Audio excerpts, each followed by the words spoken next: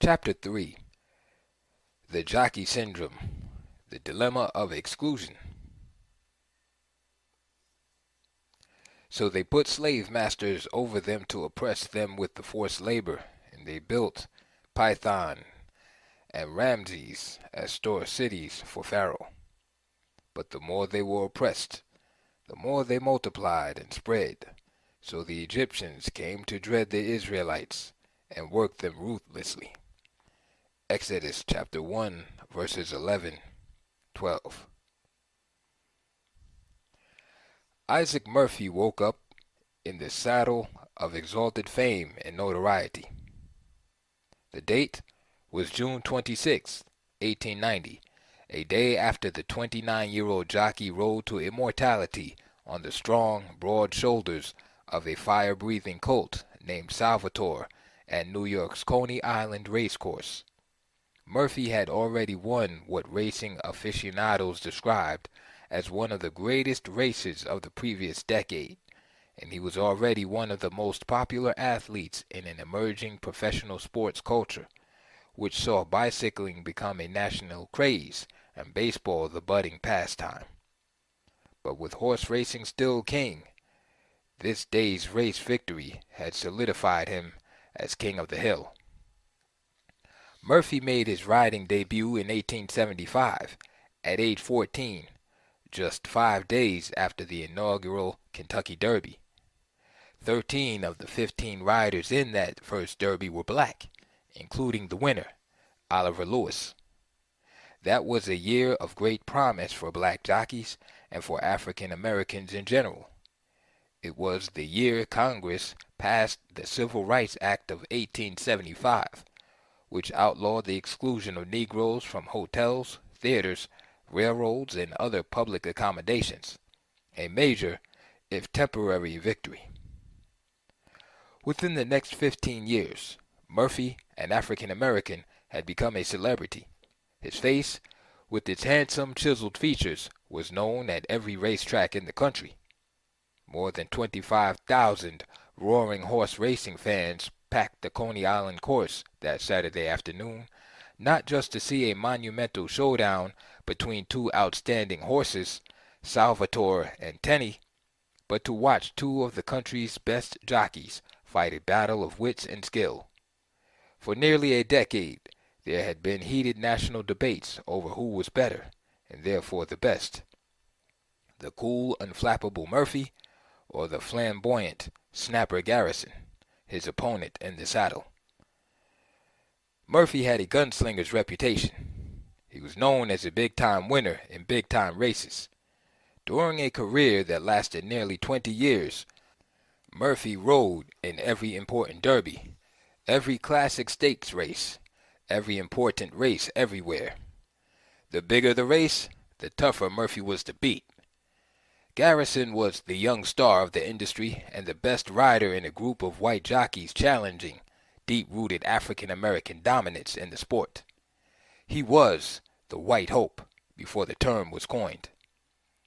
The battle between Murphy and Garrison contained the combustible elements of a historic match: great horses, great riders, high stakes, and racial tension. Newspapers sent their best reporters to the race and commissioned artists to recreate the dramatic moments of a race that was seen as the next symbolic showdown between black and white. For many whites, a Garrison victory would confirm the caginess, guile, and daring that supposedly framed white supremacy.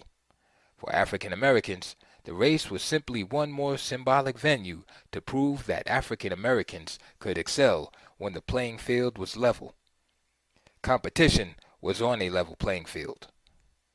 Symbolism aside, Murphy and Garrison were much more alike than different. Both riders had a flair for the dramatic, and both had been chided by the media for it. Garrison was so acclaimed for his dramatic races and comebacks that his home stretch rush became known as a Garrison finish. The Spirit of the Times, a popular newspaper of the day, reported on Garrison's inordinate desire to ride a grandstand finish, in which respect he is very much like Isaac Murphy. Garrison wants to win by a nose or an eyelash, if possible, as that satisfies best the vanity which is the dominating feature of this man's makeup.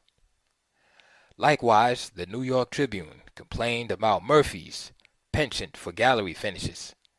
The paper noted that if Murphy was in a race he knew he could win, his strategy was to lounge along in the rear of the field till he strikes the home stretch and comes in range of the clear vision of admirers in the grandstand.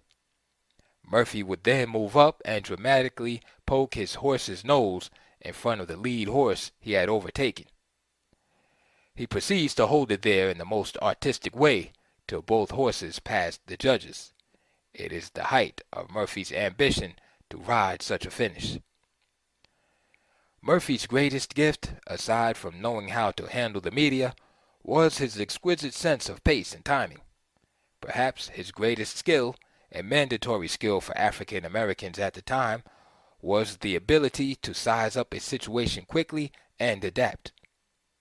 At Coney Island that June morning, Murphy sent Salvatore off like a firecracker, knowing it would take a Herculean effort from Garrison and Tenney to catch him. Salvatore finished the first mile in record time, then set a record for the next eighth of a mile, leaving Garrison and Tenney hopelessly behind. Or so it appeared. Garrison's performance in the race's last 100 yards, part miracle, part work of art, was a blend of the heart and heroism that converts events into legend. Garrison frantically, mercilessly used his whip. Tenney exploded and closed what seconds earlier had seemed like an unbridgeable gap. A writer would say in the next day's paper that the manner in which Garrison drove Tenney so close on Salvatore was perfectly stupendous. Before delirious thousands, Tenney thundered down the stretch and to the naked eye appeared to catch Salvatore at the wire. A photograph taken on the spot showed that Salvatore had won by a nose. The photograph itself was worth 1,000 words, for it not only showed Salvatore's dramatic margin of victory, but captured the essence of two great jockeys. There was Garrison, bent over, frozen in his monkey crouch, in the last split second of a great race, frantically flailing. There was Murphy, sitting coolly upright and proper in his English seat, oblivious of the raging storm rapidly approaching from his right rear. They called Murphy the Machine, and this photo captured his stoic essence, cool, unflappable control. Murphy's victory capped 3 years of escalating fame, notoriety, and wealth. At the start of those 3 years, Murphy bought 7 acres of land, and he and his wife moved into a large home in a fashionable part of Lexington, Kentucky. He also bought land in Chicago. When fellow jockey Tony Hamilton was married, Murphy gave a grand reception at his house. The local paper called the reception the social event of the year in Black Lexington. One paper said that Murphy entertained more often than any black man in the South, if not in the whole country. In 1889, Murphy bought a colt and sold him for $4,000 and began a small stable of his own. An impeccable dresser, Murphy was always accompanied by a young white valet during the racing season. Murphy bought diamonds for his wife and was often bedecked with diamonds himself. While large numbers of African Americans in the South eked out a living, Murphy lived deliciously. At the end of those 3 years, Murphy was one of the highest paid athletes in the country. His annual income ranged between $15,000 and $20,000, nearly more than the entire payroll of the Chicago White Stockings baseball team. Other top jockeys of the day made between $5,000 and $6,000. Even this was a healthy salary, considering the average worker made between $500 and $1,000 a year, a figure that would plummet in 1893 when the nation plunged into a depression. Though this was not the norm, many of the best black jockeys, like their professional basketball counterparts a century later, earned salaries, and enjoyed notoriety unthinkable to fellow African Americans, particularly in the South.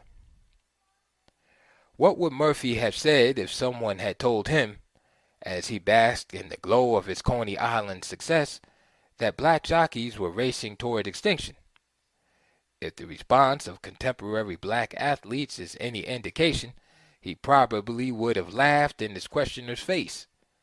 During the course of conducting interviews for this book and in casual conversations, black athletes routinely said without hesitation that they thought the likelihood of such a black vanishing act was virtually impossible.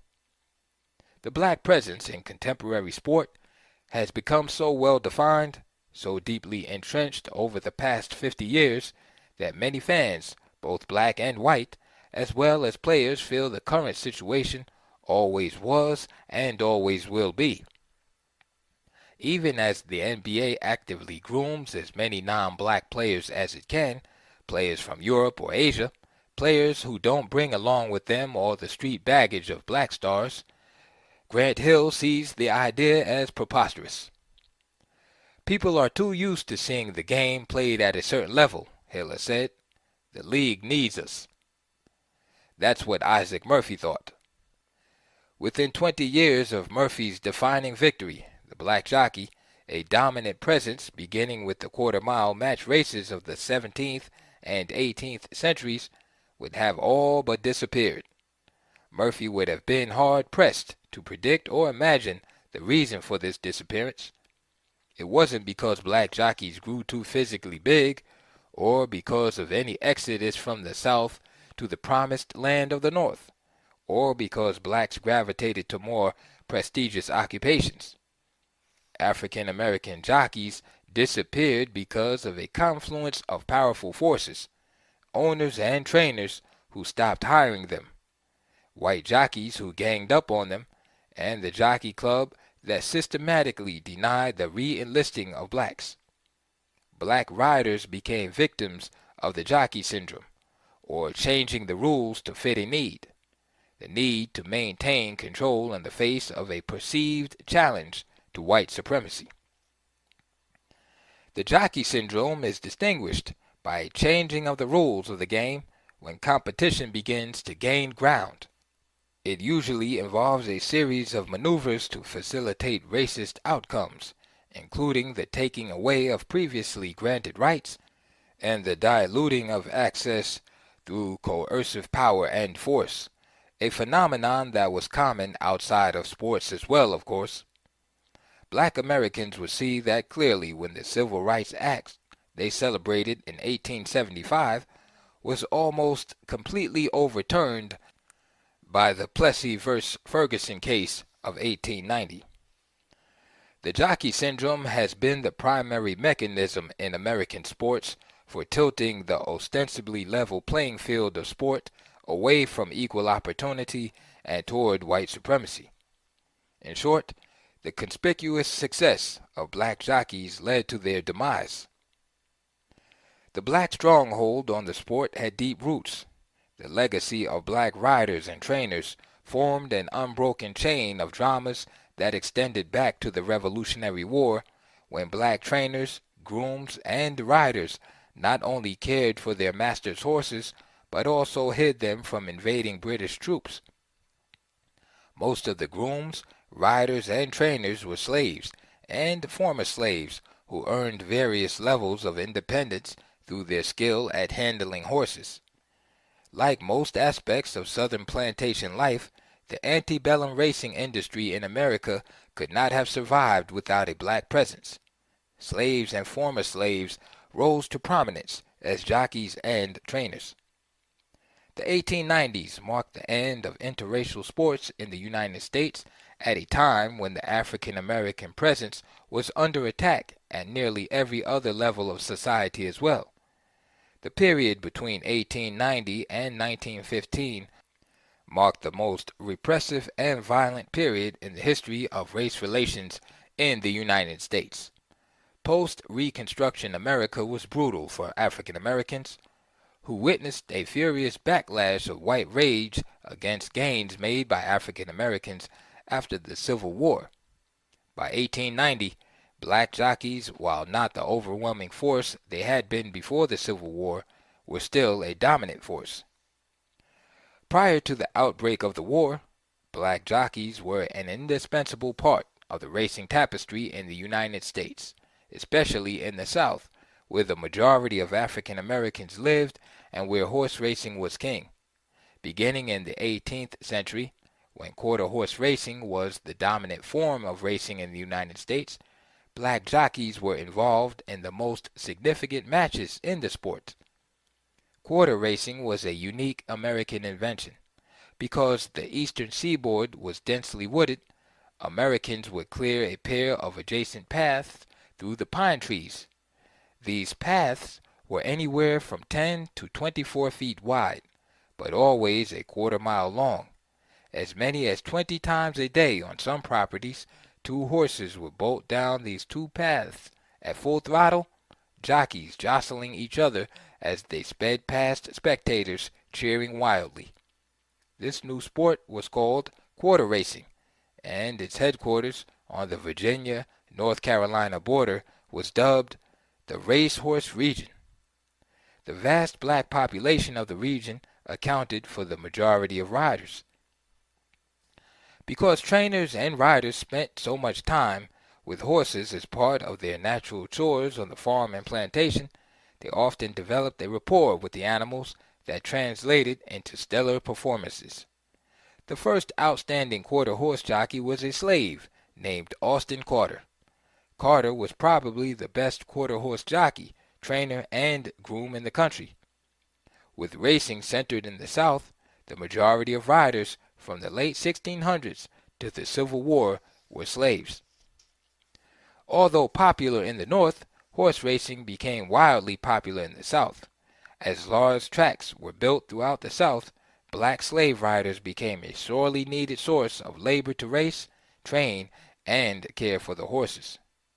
An interesting aspect of the treatment of black jockeys is that not only were they dominant, but they enjoyed a reputation for honesty and integrity, a reputation inconsistent with the virulent attacks on the black character outside the track. At a time when blacks were being demonized as beasts and rapists, black jockeys were being praised for their character.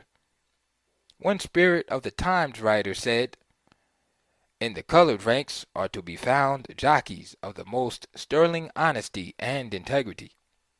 Another writer, protesting the suspension of a black rider, lavished praise on him, saying he wanted to recognize the jockey's ability combined with thorough honesty, without regard to race, color, or previous condition of servitude. By the late 19th century, the dominance of black riders had become an issue. A year before Murphy's glorious Coney Island race, this headline appeared in the New York Herald, the day after African American jockeys won all 6 races in Brooklyn. "Colored jockeys show the way." In one section, the writer observed, "The sons of Ham outrode the children of Japhet with a vengeance, for not a single white boy was successful in guiding a winner past the judges." It was a field day for the dusky riders, and they forced their Caucasian competitors to take positions in the background. An 1890 headline in the Spirit of the Times declared, "All the best jockeys of the West are colored." So dominant had black riders become by 1890 that racing writers were looking for various white hopes to break the seeming lock that black riders had on the industry. An article in Harper's Weekly in 1887 pointed out hopefully that a quartet of white riding stars was emerging at the New Brooklyn Jockey Club track. The professional jockeys some years ago were Southern Negroes, and with the exception of a few cross-country riders of Irish patronage, monopolized nearly all the mounts. Today it is different. With McLaughlin, Garrison, Luke, and Andrew McCarthy, a quartet equal to any in the world, there is but little doubt that if a horse has got it in him to win, he will have to do it with one of them on his back. Why didn't African American jockeys initially encounter as much resistance as did successive waves of baseball players, cyclists, and heavyweight boxers? Perhaps diminutive jockeys were not a threat to the order. In fact, in many ways, they affirmed the imperial order. During the early decades of the sport, condescending attitudes prevented owners from appreciating the value of trainers and jockeys to the success of their horses. For many owners, until the 1850s, jockeys were anonymous sacks of weight that horses carried. With the emergence of a slave jockey named Abe Hawkins in the 1850s, owners realized that the trainers and jockeys who had the best rapport with horses had the best chance of winning and bringing the highest return on their investment. Famous for his honesty and professionalism, Hawkins was lauded for his cleverness as well as his skill in the saddle. While slave jockeys, including Hawkins, were not afforded the dignity of having their first and last name used, they were allowed public praise. Hawkins was the first to be lavished with platitudes by newspapers like the New York Herald and the Spirit of the Times. After one race, the Spirit gushed, "To extraordinary patience and judgment, Abe adds marvelous strength and skill, with a clip of the knees and thighs that incorporate him with the horse, and arms that never tire. He always has his colt right by the head, and directs unremitting observation to what others are doing. His sagacity is greatly relied on by the gentlemen who know him," said the writer Robert Alexander. "I have seen the best jockeys in Europe, and not one of them is nearly the equal of that old darky." Another called Hawkins the greatest rider in the South, while a third praised his extraordinary patience and judgment. The rise of Hawkins represented a significant shift in the elevation of jockeys in general, and of black jockeys in particular. Hawkins, more than any jockey before him, inspired an epiphany among owners regarding the importance of the jockey and the trainer to the success of the horse, namely, that the investment in horse flesh was meaningless unless the animals were well trained and expertly ridden. Hawkins, who rode throughout the Civil War period, represents the point at which African Americans began to be portrayed as accomplished athletes with strong character, discipline, and broad knowledge of racing strategies. At a time when African Americans were widely regarded as beasts and animals, some of the accomplished black athletes were marginally being portrayed as human beings. Hawkins' proficiency forced the racing public to see the importance of the jockey. Thanks to Hawkins' insights, as relayed by reporters, racing fans gained keen insight into the racing tactics of top riders. Bettors began betting on the jockey, not the horse. This new attitude toward racing and jockeys elevated the diminutive riders to star status in the United States. The new breed of racetrack gamblers placed their money in the belief that a clever jockey could win even on a second-rate mount. White riders generally did not challenge the black jockey's preeminence because of the stigma attached to working at the same job as an African American. After emancipation, African Americans monopolized certain jobs, becoming jockeys, caterers, bathhouse keepers, tailors, butchers, coachmen, barbers, and delivery boys, jobs that required little capital and depended on white customers. These jobs were closely identified with jobs performed on antebellum plantations by slaves. According to historian David Wiggins, slaves had been exploited as jockeys by the Southern planter. The position of a black who rode for wealthy racing stables after the Civil War was quite similar to that of a slave who rode for his master. Wiggins said, "The black jockeys were hirelings who rode primarily for someone else's business.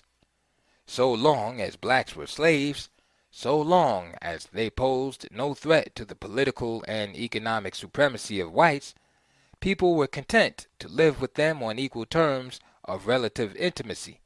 But when the slave became a citizen, when he got a ballot in his hand and learned to read, there were demands for laws and arrangements that would humiliate him and keep him in his place.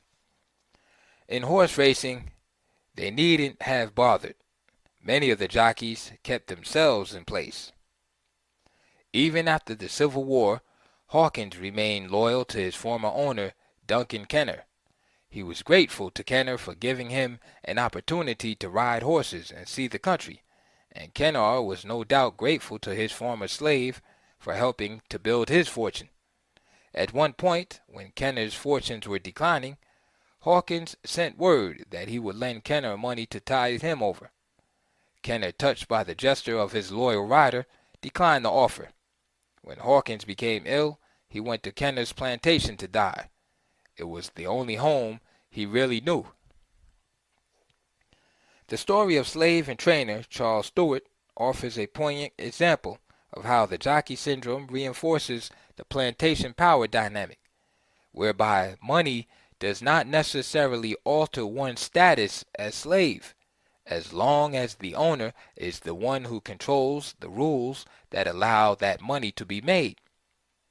Stewart was a slave and trainer whose extraordinary racing life underlines the freedom a black athlete could achieve even within the confines of slavery. Born in Virginia in 1808, Stewart was a rider for Colonel William R. Johnson, one of America's leading stable owners. Later, he became a trainer and a manager. Though he was wealthy as the curator of Johnson's sprawling stable, Stewart was never set free. But he had so much authority and made so much money that he felt free. He even had an agent. As slave revolts swirled around, Stewart bought, sold, and trained his owner's horses. In 1831, when Nat Turner led his historic slave revolt in nearby Southampton County, Virginia, Stewart was unconcerned and uninvolved. He was training horses. "I was just as free and independent as any gentleman in the land," he said in his memoirs.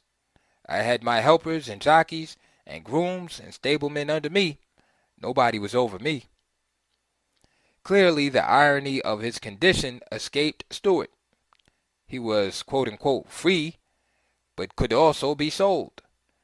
This is precisely what had happened to Abe Hawkins, originally owned by Adam Bingaman and sold to Duncan Kenner for $2,350. Two wealthy horse owners attempted to buy Stewart from Johnson, but the owner refused their offers. Henry Clay Jr. offered $3,500. Stewart eventually worked out an arrangement with his owner in which he, Stewart, would find another owner and Johnson would agree to the sale. Stewart arranged to sell himself to Alexander Porter, a U.S. Senator from California. The sale price was $3,500. Stewart was well compensated, but he was not free. Jockeys were dependent on the land and the landed gentry. Jockeys and trainers, so thoroughly tied to the land and owners, did not capitalize on their resources in a collective way by breaking free when they had the chance and acquiring their own land and horses. It would have been difficult, but not impossible, and it would have set up a major shift in the way the business worked if they had gained control of their own highly skilled labor. Instead, they allowed whites to negotiate the terms of their freedom and were devastated when, during times of economic hardship, the spoils were taken away. As we'll see later, this pattern of dependency and non-self-sufficiency would repeat itself centuries later when blacks were dragged back into integrated sports, beginning in the late 1940s.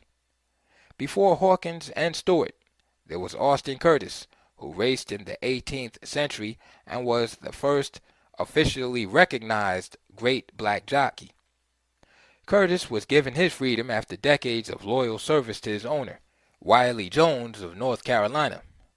Jones did not set Curtis's children free, however, and one of his sons was transferred to Jones's own son, although Curtis was given use of him, quote, until my son comes of age, end quote. Curtis was also given use of a nearby home and permission to clear 50 acres for cultivation. Jones's thinking was that when Curtis's son came of age, he would take control of the land. With money he earned and saved, Curtis bought another 165 acres of land in 1803 and 145 more acres in 1808. Even at this early date, black athletes were able to make a living, get a head start, when many of their fellow bondsmen were tied to the land with little or no prospects of improving their station in life. Thanks in large part to black jockeys, the profession was elevated and jockeys found themselves in a seller's market. But as this happened, white riders began replacing black riders in the saddle. By the 1880s, the financial rewards of horse racing had made riding a means of social and economic mobility for members of disadvantaged social groups of all races. Young men who might otherwise have found it impossible to move upward advanced economically and socially by becoming jockeys. Just 4 years after the great Murphy-Garrison Coney Island race in 1890, Garrison, who rode for several horse owners, including the wealthy industrialist August Belmont, made $23,500 in a single year, at the time the highest amount ever earned by a jockey in the United States. By 1900, Todd Sloan, another successful white jockey, had become known as a lavishly spending superstar, squandering millions over a 2-year period. Sloan hobnobbed with royalty, lived in the finest hotels, and traveled with 38 trucks of clothing. He changed his outfits every hour and appeared on the streets in full dress. Only since the 1890s, when white jockeys formed, quote, anti-colored unions and virtually drove black riders off the tracks, had the jockey profession attained its current respectability. The acknowledgment of the jockey's importance was the beginning of the end for the reign of black riders.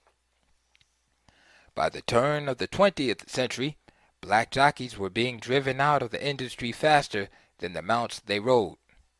A headline in a Chicago newspaper in 1900 declared, quote, race war is on between jockeys at local tracks, end quote.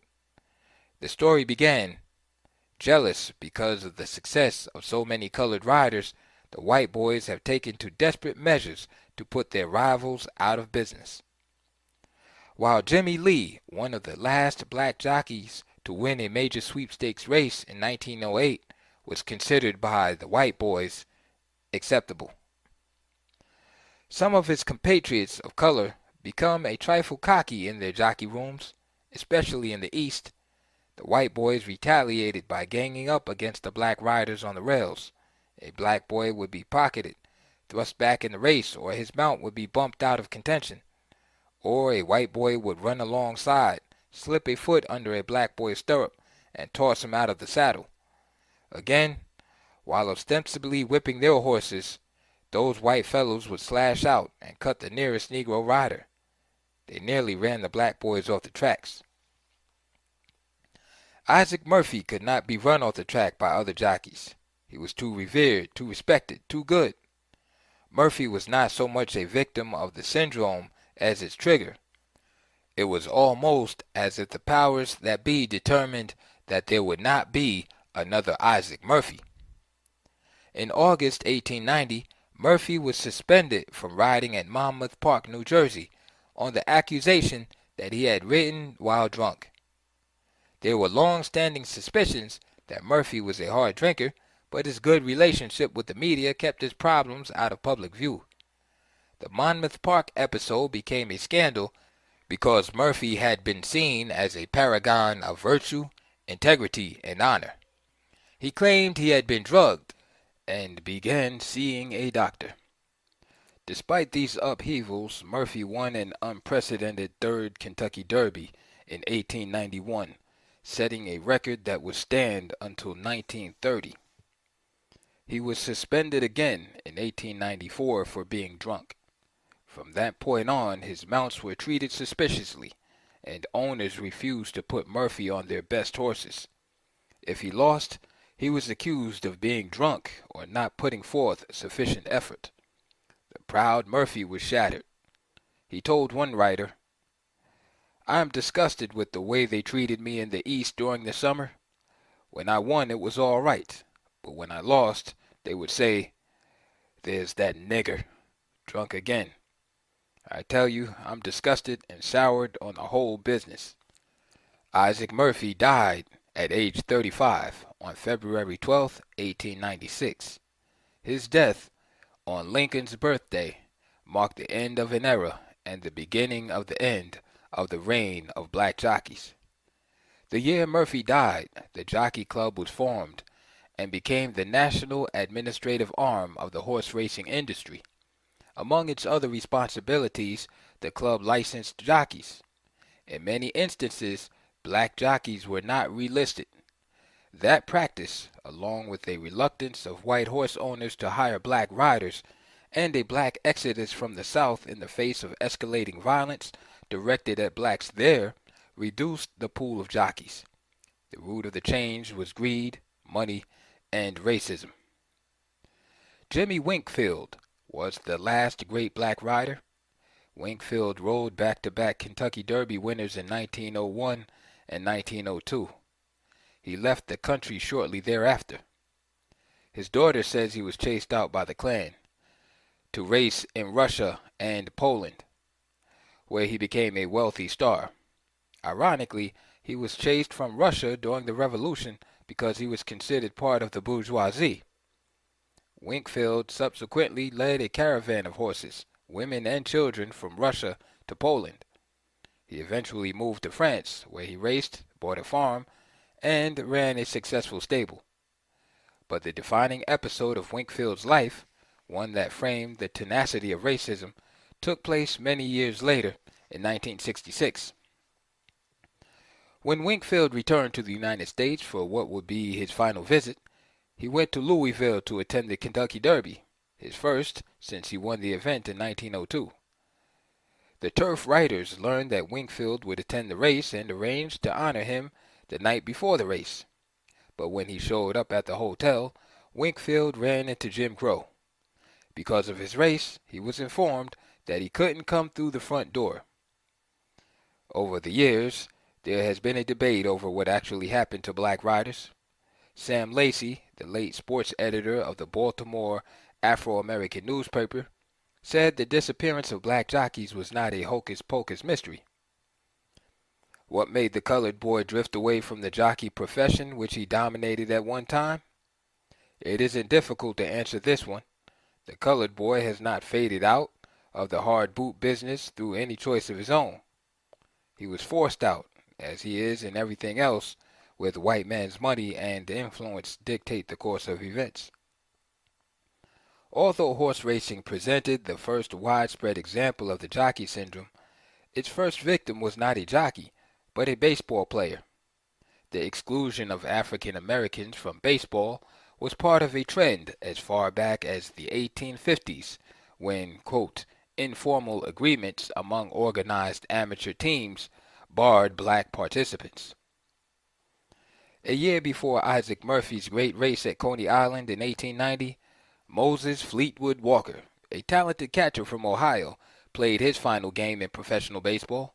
On the surface, Walker's exit from baseball seemed a mere drop in the bucket of America's emerging segregationist culture. But Walker's retirement was the beginning of a tidal wave that swept African American athletes out of integrated sports by the end of the 19th century. In 1884, Walker became the first African American to play Major League Baseball. 5 years later, he left baseball bitter and disillusioned, convinced that black and white Americans could not peacefully coexist in the United States. Walker became an advocate of the Back to Africa movement. He may have been the first black athlete of his stature to play an active role in the black freedom movement. Unlike horse racing, whose roots are buried deeply in the nation's raw beginning, baseball was a phenomenon of the 19th century. By the mid-1800s, baseball was making the transition from a game played on farms and lots to a highly commercial enterprise with good salaries for a select few. Baseball was among the first American sports to enter the realm of the emerging entertainment industry. The first professional baseball team was formed in 1869, the first professional league in 1876, and by the late 1880s, the game had become a commercialized amusement business. Baseball players were tied to their teams for life, or until their teams no longer needed them. But they were happy to be so chained. The pay was good and jobs were limited. The players' grateful attitude was summed up by the star player of the time, Willie Keeler, who said, "I'm thinking of these suckers, the owners paying me for playing ball. Why, I'd pay my own way if that was the only way I had to get in a ball game." Then, as now, the media took a they should be grateful attitude toward player salaries. The Sporting Life newspaper observed, Columbus has a deaf mute, and Cleveland a one-armed pitcher, Toledo a colored catcher, and Providence a deaf center fielder, and yet these men can earn about $2,000 per annum apiece. At a time when laborers made less than $600 a year, a career in baseball was an attractive way to make a living. The best Negro League players were making $500 a year. By 1898, rising salaries and ferocious competition for jobs triggered the complete purge of African Americans from white-controlled baseball. One reason that Walker would be so broken by his exclusion from baseball was that he felt he was better than the average African American and should be treated as such. He was a mulatto. His mother, Caroline Walker, was a midwife, his father was a doctor and a minister, and his family lived in a large home. Walker attended Oberlin College and played on the school's first varsity baseball team. He transferred to the University of Michigan, where he played one season. In 1883, William Volz, a former sports writer, hired Fleetwood Walker to play for Toledo in the Northwestern League. During his first season, Walker had his initial encounter with a ragged version of the Jockey syndrome when Cap Anson, the manager of the Chicago White Stockings of the National League, threatened not to play if Walker was allowed to play. Volz refused to concede and even sent Walker, who was scheduled to have an off day, to right field. He told Anson that if Chicago pulled out, Toledo wouldn't pay the guarantee. Anson backed down and the game was played. A year later, Walker became the first African-American player to play in the major leagues, but his entry into the game was hardly the emotional national saga that would make Jackie Robinson and Branch Rickey immortal 54 years later. There was no national search for the right black man to break the color barrier. Walker came in through the back door when Toledo, which played in the Northwestern League, was invited to join the American Association, which itself had received major league status in an agreement with the National League in 1883. At the time, other black players were playing with white minor league teams. Some all-black teams competed in the leagues as well.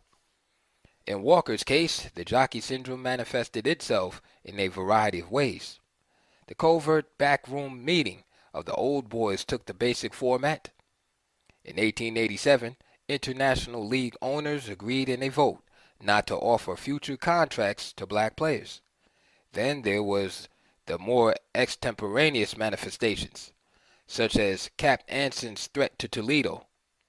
It manifested itself on the field, too.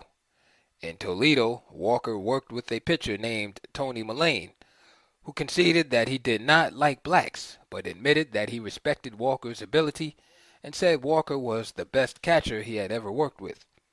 But Mullane refused to take signals from Walker, lest he allow a black man to be in a leadership capacity. Walker was the best catcher I ever worked with, but whenever I had to pitch to him, I used to pitch anything I wanted without looking at his signals. One day he signaled me for a curve, and I shot a fastball at him. He caught it and walked down to me. He said, "I'll catch you without signals, but I won't catch you if you're going to cross me when I give you signals."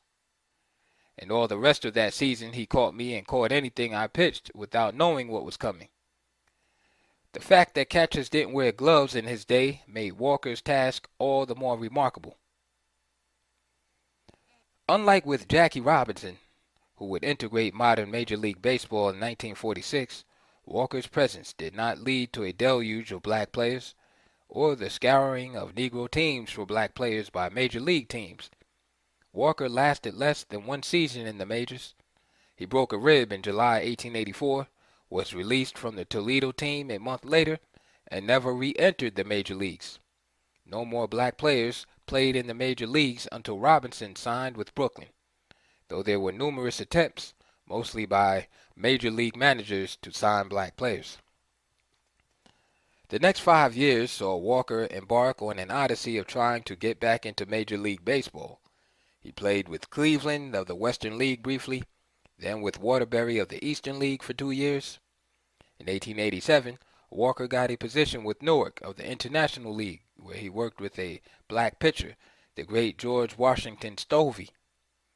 In an exhibition game against Chicago, Walker was confronted once again by Cap Anson, who again threatened to pull his team if Walker and Stovey were allowed to play. This time, Walker's team backed down. By 1887, the climate had changed. Baseball salaries began to rise in the 1880s and into the first decade of the 1900s.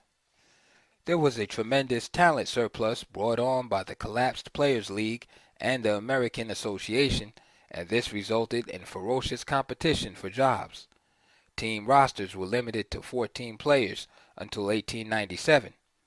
Only 170 players could play in a given season. In 1897, the rosters expanded to 18. Owners, with the help of sports writers, constantly reinforced the idea that players should be happy and grateful. The naked truth is that had talented black players been allowed to compete, they would have taken jobs away from white players. So black players, victimized by racism on the one hand and economic-based exclusion on the other, were left out. White baseball owners, while perfectly willing to lowball white players, were not ready to use black players as a means of achieving their end. They still had a sport to build. When the International League reformed as the International Association, the Jockey syndrome was still in place. The International League, for a period, had agreed not to ban black players, but to restrict them to one per team. When the Newark team folded, Walker moved to Syracuse of the International Association. Syracuse already had a black player, but was able to use a grandfather clause to get Walker onto the roster. By this time, the cumulative effect of turning the other cheek, acting in a way that made whites feel comfortable, began to eat away at Walker's renowned restraint. At a game in Syracuse, Walker took the day off and sat in the dugout in street clothes. The Toronto manager asked Walker to leave the stadium. Heated words were exchanged. According to one account, Walker was surrounded by fans and allegedly brandished a loaded revolver and threatened to put a hole in someone in the crowd. He was arrested but released, and the next day he was in Syracuse's lineup. Walker's last season of baseball was 1889. He was the last black in the International Association. As a result of that 1887 owners' meeting, no contracts were handed out to new black players. 9 years later, blacks were banned from all levels of white-controlled baseball. On April 1st, 1891, Walker was walking home from a bar when he was confronted by a group of white men. Words were exchanged. Walker pulled a knife, and a man named Patrick Murray ended up dead. Walker was tried for second-degree murder and acquitted. In 1898, Walker was arrested, convicted, and sentenced to a year in federal prison for mail theft in connection with his job as a clerk in the post office. He was released in 1900 and began work as the owner of the Steubenville Hotel in Ohio. He also managed an opera house in nearby Cadiz. In 1908, the year Jack Johnson won the heavyweight title, Walker and his brother Weldy edited a paper called The Equator. That same year, Walker wrote Our Home Colony, a treatise on the past, present, and future of the Negro race in America, a 48-page book in which Walker advocated emigration to Africa for all blacks. In the book, Walker wrote, even forced emigration would be better for all than the continued present relations of the races. Walker felt that whites and blacks were too different to live peacefully in the same country. It's not hard to see why he think that, given his experiences in the sport he loved. In the end, Isaac Murphy and Moses Fleetwood Walker made fatal miscalculations in negotiating a racist sports industry. Walker, greatly influenced by his father's teachings and the prevailing attitudes of the day, felt that his privileged upbringing and his light skin, along with merit, would allow him to prevail. Murphy was simply too grateful at the beginning of his career and too blinded by opulence at the end to anticipate black riders being pushed out of horse racing. Walker's and Murphy's miscalculations define what would become the Achilles heel of African American athletes to this day: the failure to anticipate, plan, and organize. The wholesale dependence on a racist white power structure for sustenance, and surprise and consternation when the money and support are withdrawn. Just as black jockeys failed to accumulate an ownership stake in their industry, contemporary black athletes have little ownership stake and thus are vulnerable to the same jockey syndrome. In any event, Murphy and Walker were merely the tip of the iceberg of an emerging African American presence in sports. And there's no question that among some powerful white Americans, the black presence in sports was becoming a threat. At the turn of the 20th century, the prevailing wisdom among racialists was that African Americans, because of irreparable genetic deficiencies, would not survive. So for those who wished the country's Negro problem would just go away, the black athlete became an uneasy symbol of the African American's deeply rooted presence in America. This resilience was crystallized over the next century by the predominance of African American athletes in white-run sports, even under the regime of the jockey syndrome. No sooner had one star or group of stars been purged than another, usually in another sport, emerged. In 1896, the year Isaac Murphy died, a pair of 18-year-old teenagers, a boxer in Galveston, Texas, and a cyclist in Indianapolis, Indiana, embarked on respective odysseys that would propel them to international fame. One would revive his sport, the other would define it. Their presence would have a more resounding impact than Murphy's. Jack Johnson and Major Taylor stripped away the United States Democratic veneer as the country embarked on a century of dominance and expansion in the name of democracy. As much as lynching and racial violence revealed the nation's bent toward violent racism, Johnson and Taylor exposed America's deep-rooted fear of the fair fight, a fear that stalked and haunted the nation, even at play. As a widening international audience weighed the United States' deeds against its pronouncements, African Americans, burnt, castrated, strung from trees, became a profound symbol of the nation's contradictions. But even when bloody evidence of racism diminished or was hidden, black athletes revealed its existence. Both Johnson and Taylor were born in 1878. Johnson on March 31st in Galveston, Taylor on November 26th outside of Indianapolis. Johnson, the third of 6 children, embarked on the independent life early on. Between the ages of 16 and 20, he trained horses, painted wagons, baked bread, and unloaded ships. Taylor grew up on the farm of a well-to-do white family for whom his father worked as a coachman. The farm owners later adopted Taylor when he was 8 to be the playmate and companion of their son. While Jack Johnson lived the rough and tumble life of a fighter in training, Taylor helped himself to large doses of the good life, alternating between the black world of the farm and family and his adopted family's world of expensive toys, upper-class values, and private tutors. When the white family left for the Midwest, they left Taylor behind, but also gave him his own late model safety bicycle, which had become all the rage. The expensive toy became Taylor's ticket to international fame. Johnson began boxing locally in Galveston and slowly gained a reputation as a nimble, skillful fighter with a mean disposition. Taylor grew up in the predominantly white world of bicycle racing. He worked in bicycle shops, one of which employed him as a mascot of sorts to do tricks on his bike, and dressed him in a soldier's uniform, thus his nickname Major.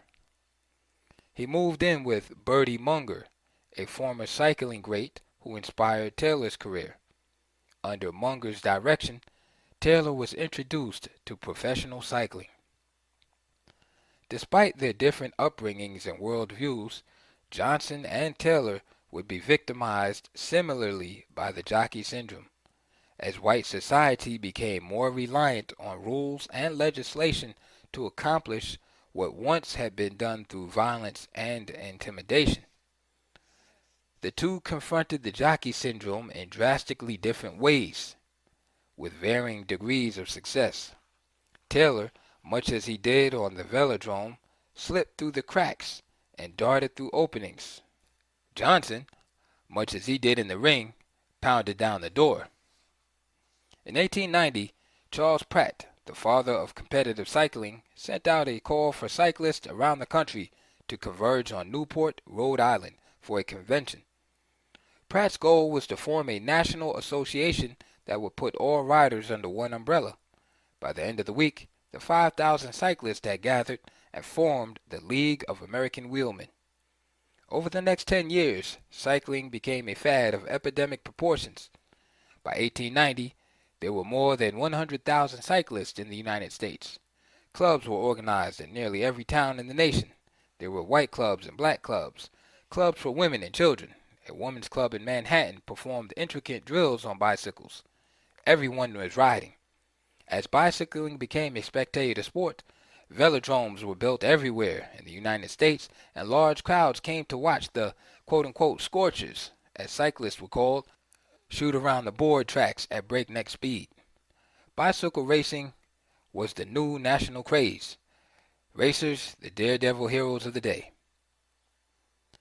At that 1890 jamboree, neither Pratt nor any of the other cyclists had any idea that a humble, well-mannered 12-year-old African-American boy on a farm in Indianapolis would emerge as one of the greatest cyclists in the sport's history.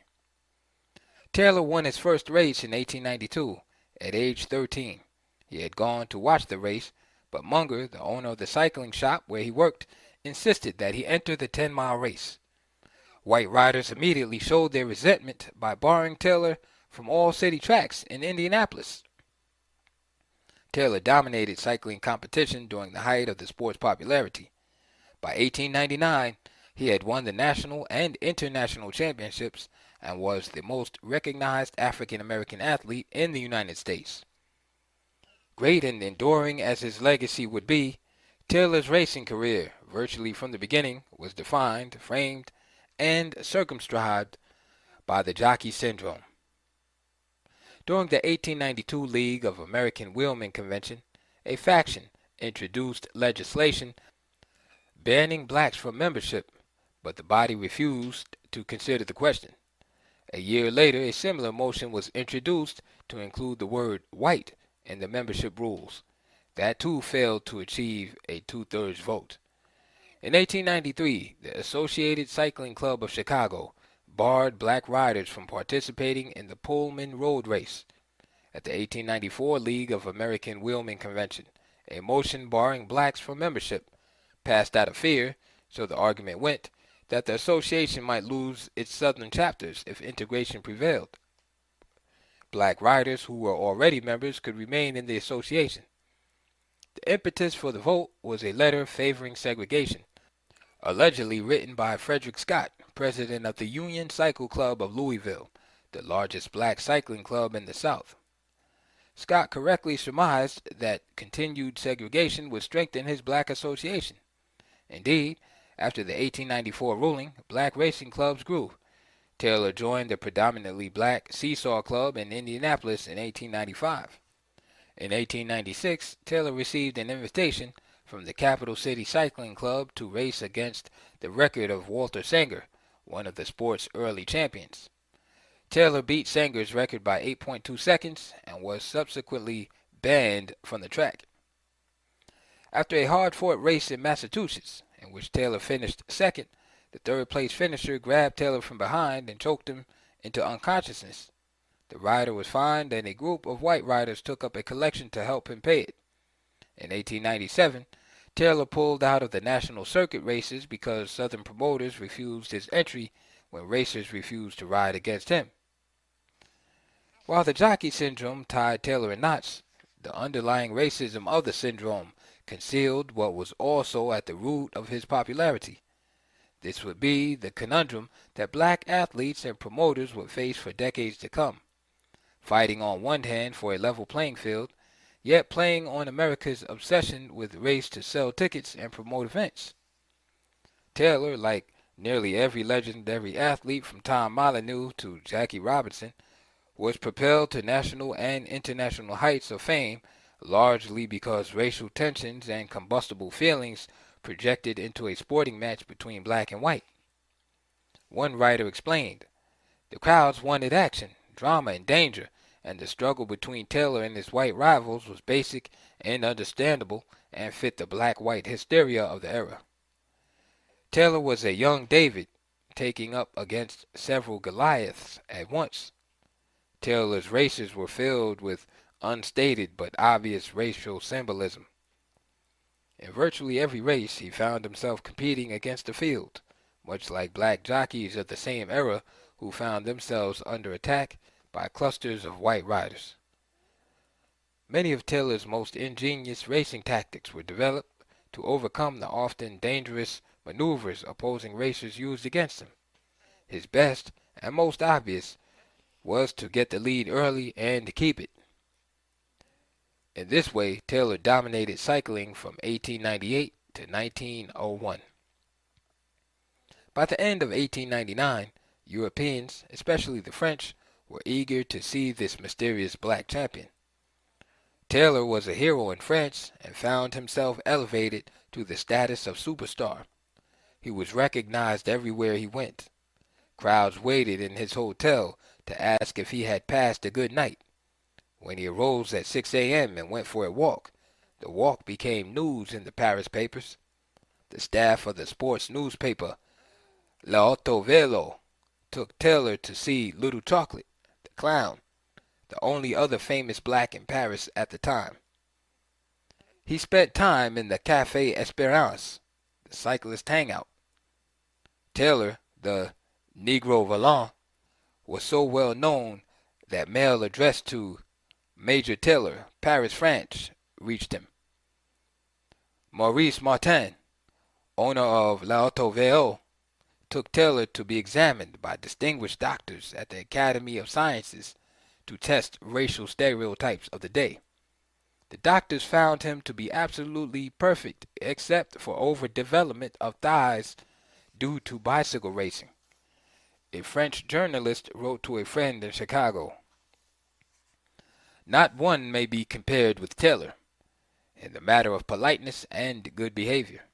We were literally amazed to find him better educated than the average foreigner who comes over and possessed of far better manners than our own riders. When we think of some of the harsh treatment to which this man has been subjected on account of his color, we cannot refrain from uttering the strongest words of disapprobation of such acts, nor from thinking that some parts of your country must be in a state of savagery." Taylor left Paris on June 28, 1901. In 4 months, he had been in 24 races. He had taken 18 firsts, 4 seconds, and 2 thirds. He lost only 2 match races and came back to avenge those defeats.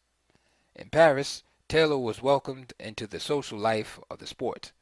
There, the racism he encountered at home was replaced by curiosity and tolerance. There was ignorance of black culture and some condescension, but no hostility. For the first time in his life, he found it an advantage to be black. Taylor, like Isaac Murphy, made a lucrative living through racing. He bought a large home in a white neighborhood in Worcester, Massachusetts. In Taylor's mind, this was evidence of his elevated status.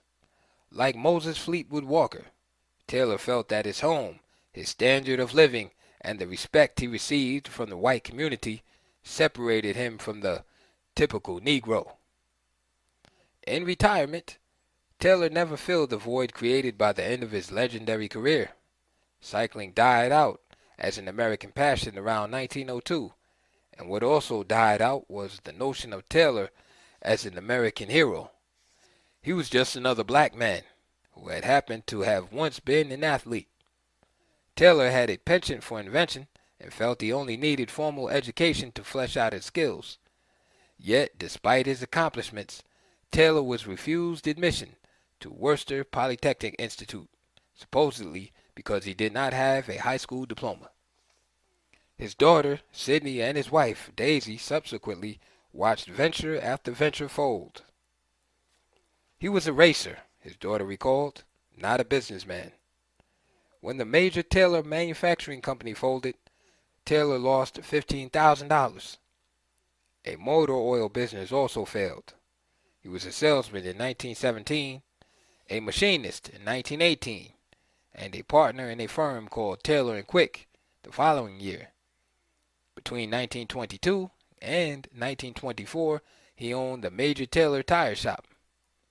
In 1926, he was listed as an auto repairer.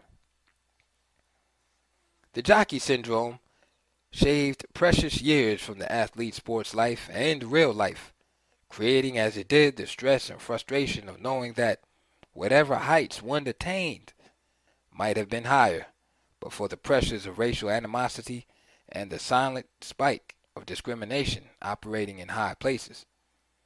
The most devastating effect of the Jockey syndrome, regardless of the generation it strikes, is how it eats away not simply at the victim, but at the victim's family relationships. I met Sydney Taylor Brown some time ago when we sat in her Pittsburgh home and talked well into the evening about her father and the meaning of his life.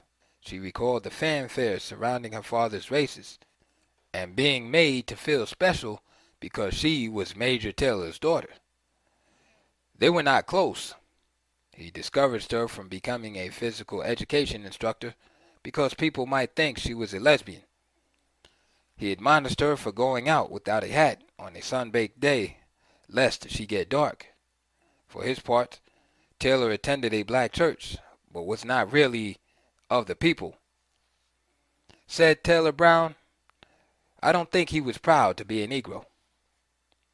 Her father respected Jack Johnson's triumphs over racism, but did not like Johnson's outrageousness, his cavorting with white women and openly living the fast life at a time when blacks were expected to be seen, not heard. As with Moses Fleetwood Walker, the source of Taylor's indignation over race did not stem from his pride as a black man. He resented not being allowed to become part of the fraternity of white men, as other ethnic groups had done. As his fame evaporated piece by precious piece, Taylor sold all the material markers of his fame. Diamonds, necklaces, furniture. Finally came the most crushing blow. He sold his home and moved his family into an apartment. In 1930, his wife left him, taking their daughter and moved to New York. Taylor was crushed by the specter of failure and could not stay in Worcester. He left for Chicago, where he died in 1932 after a lingering illness. He was buried in a pauper cemetery. Sydney did not learn of her father's death until her husband received a copy of his obituary that appeared in the Chicago Defender. A larger obituary appeared in Paris, the scene of his great international triumphs. Taylor was devastated by his sharp descent. He had been a famous athlete and treated with such respect, I'm sure that was very hard for him to handle. his daughter recalled. She reflected on what it must have been like to be an African American athlete, living so large one moment and sinking to such debts in the next. Only as an adult had she realized the enormous pressure her father must have been under to be successful, to contend with racism, swallow his pride, and then watch his famine crumble before him, losing his money and his health, and his wife and his daughter. I think it was too much, she said. I think it was a shame that he had to end like that. I didn't realize it then, because I was always mad with him. But I sure do wish I would have called him back and said, Daddy, I didn't understand what it must have been like to be a black man back in those days. I feel terrible to think that he died alone in the hospital. Jack Johnson's timing was always superb. Just as he was mastering his craft as a boxer, the nation was hungry for a fight. The infatuation with the cycling had faded, and Americans wanted something more physically direct. Boxing surfaced as the sport of the moment. Velodromes were converted into boxing arenas. Boxing was a fitting sport for a nation beginning to sow its international oats. Prize fighting thrived because the sport helped to satisfy the rapidly growing urban audience for commercial spectacles. By 1900, the sport of boxing not only attracted its traditional rowdy core audience, but it was gaining support from respectable people who once scorned the sport. This was an era of muscle flexing and rugged competition in politics and business. Boxing was a human drama that reduced the values of American society to a pair of gladiators. More than any other sport, it spanned the gulf between rich and poor, upper and lower classes, because in its raw primal violence and drive toward domination, it captured the spirit of the age. As one commentator wrote, there is in every man a trace of original savagery, and it is probably no worse to gratify this by looking at a fight than by scolding one's wife, kicking the family cat, or trying to bulldoze a legislature in the interests of Tammany. Unlike Taylor, who enjoyed a meteoric rise from 1894 to 1900, Johnson took the long road. When Arthur John Jack Johnson was born, the United States was mired in depression. Though his hometown of Galveston was prosperous, his fighting career was inspired by his mother, who, after he lost a schoolboy fight, told him that if he was beaten again, he'd get a worse whipping at home. Johnson's first taste of organized fighting came in humiliating battle royals. These were a form of boxing that were more a racist ritual than sport. They took the form of young blacks fighting each other in a ring in front of white spectators, who threw coins to the victor. These spectacles were very much like the plantation fights in Tom Molyneux's days, when neighboring owners would pit their black slaves against each other. After leaving school, Johnson trained horses, painted wagons, baked bread, and unloaded ships. By the time he reached his late teens, he was locked into a profession as a fighter. He worked as a sparring partner and sometimes fought circus boxers. By 1899, he was defeating the best of the local fighters. After beating Jim McCormick, he decided to try Chicago. In 1901, he got a chance to fight Joe Choinsky, a great fighter past his prime but still respected. Before the event, black minstrels and a quartet sang some songs. This was followed by a battle royal between two one-legged colored boys. The referee gave a speech about maintaining order during the interracial main event. Then Johnson's bout began, and in the third round, Choinsky knocked Johnson out. Immediately after the bout, the fighters were arrested. White boxing fans were uncomfortable, particularly in the South, with interracial matches. In 1897, an interracial fight was stopped by Henry Long, who said, "The idea of niggers fighting white men. Why, if that darn scoundrel would beat that white boy, the niggers would never stop gloating over it. And as it is, we have enough trouble with them." But unlike cycling and baseball, boxing was not protected by the jockey syndrome. Those sports were tightly organized and lent themselves to backroom manipulation to change the rules when needed. Boxing, however, depended on individual fighters to, quote, draw the color line. John L. Sullivan, the first great nationally acclaimed fighter, vigorously defended the color line.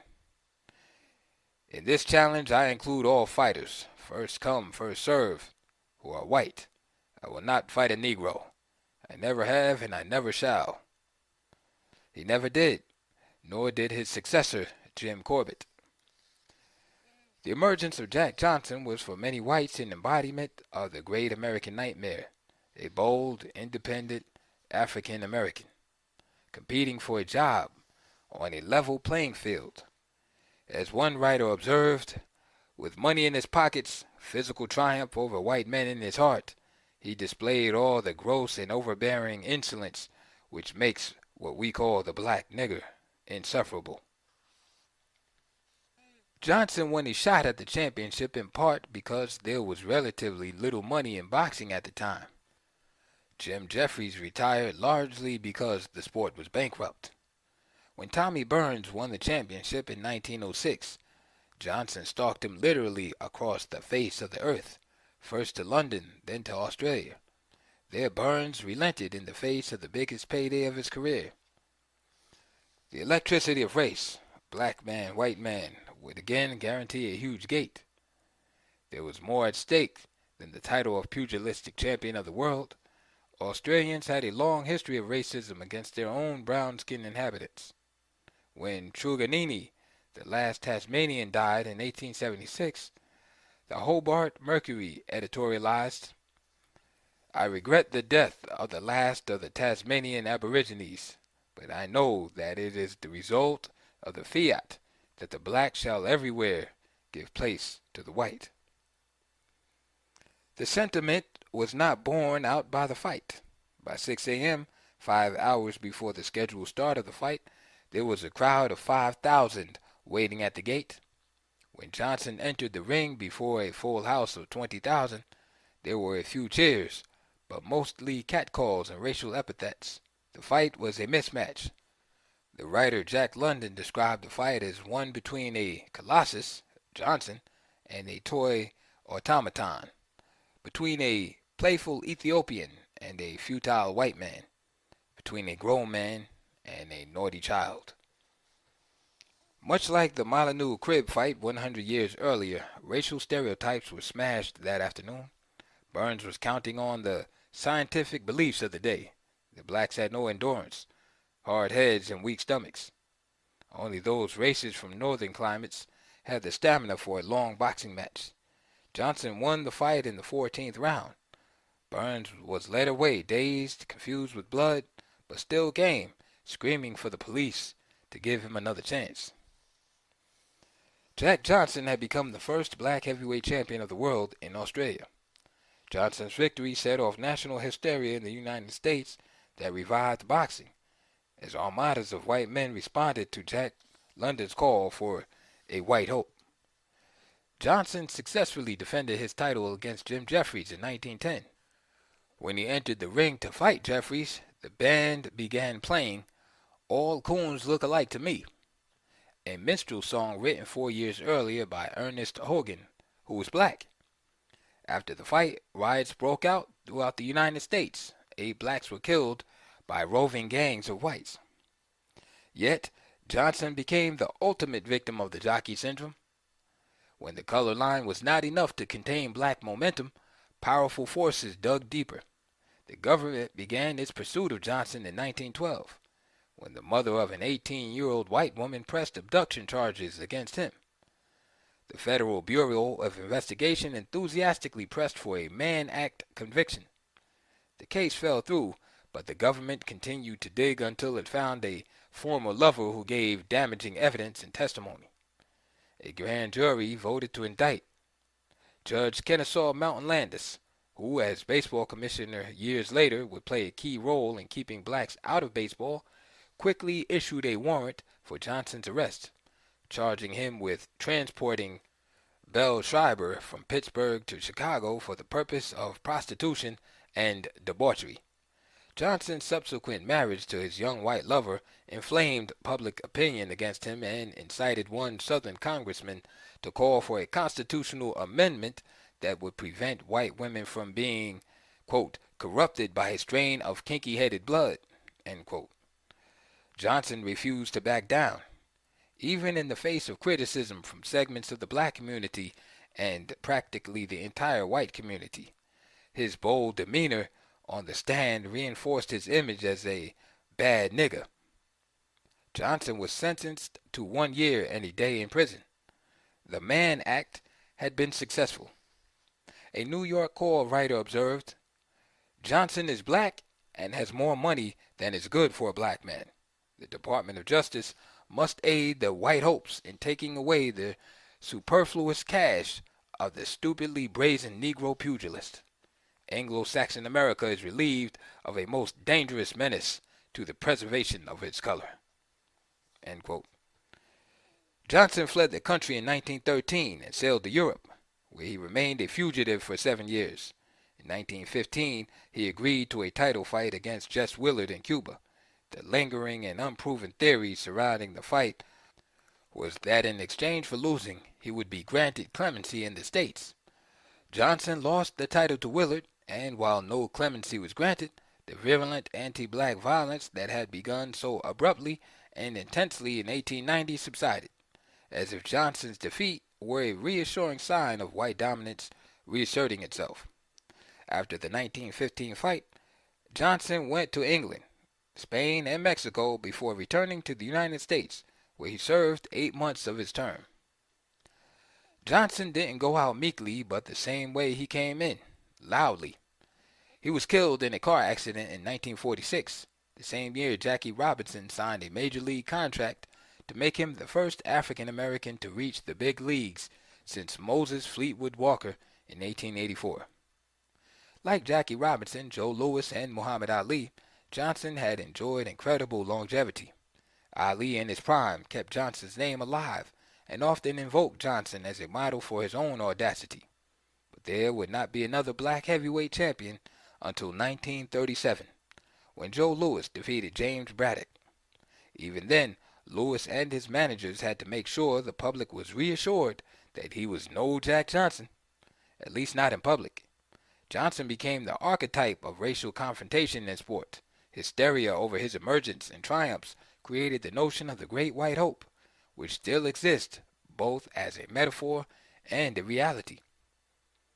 In the early 20th century's turbulence, including the rapid formation and collapsing of sports leagues and the exodus of black athletes from white sports, a young pitcher from Calvert, Texas, named Arthur Foster began to make a name for himself. Foster would be more of a visionary than Johnson, Isaac Murphy, Major Taylor, or even Moses Fleetwood Walker, who became a proponent of the Back to Africa movement. After years of watching talented black players get rebuked, denied, pushed out, and frustrated, Foster had a new vision of a promised land. In Foster's view, the promised land was not white leagues, but self-sufficiency. Foster agreed with Walker's premise that blacks would never have a fair break so long as they were dependent on the largesse of whites. But he disagreed that the only way to rectify the situation was to return to Africa. Foster was convinced that this rapidly growing tribe of black athletes could create a homeland of its own. Foster's focus was baseball. His promised land was the Negro Leagues.